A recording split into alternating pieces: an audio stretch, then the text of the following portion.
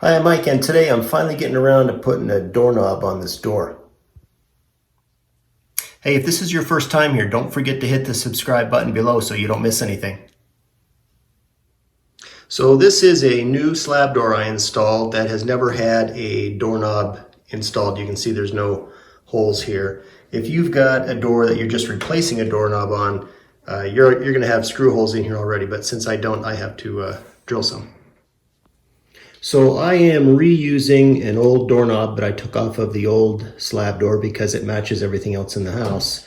However, like I said, I do need to drill a couple of holes here.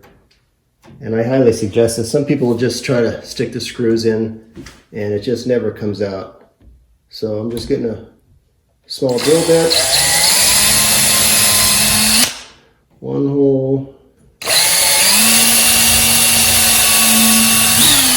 two holes, and then I'm just going to put in that piece.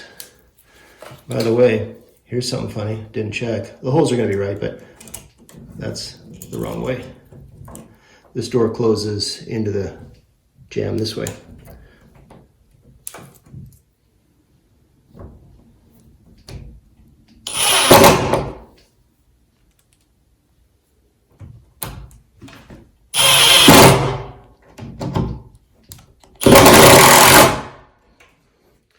So obviously this is a lock set here. It's got a little lock on that. It's a bathroom, so of course we want to be able to lock the door. That lock obviously goes on the inside and you thread it right through the middle there. The mating piece goes this way, and it's just a little bit of a finesse to get everything to match up. There we go. Now we just have to screw it in from the inside. Okay, so I just partially closed this door. There's two long screws that go in here, and I'm going to hand thread them as much as I can. And then I get a long screwdriver. I generally don't use a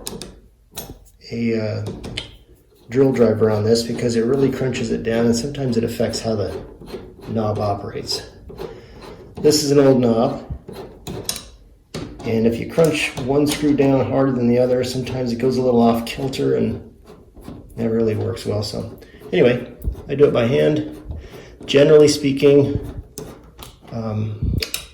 you don't want to really crunch these down. Tight is good enough. You don't really have to give it a lot of extra oomph. So that's really all there is to it. It latches. You can always adjust the strike if there's a problem, and you get the lock.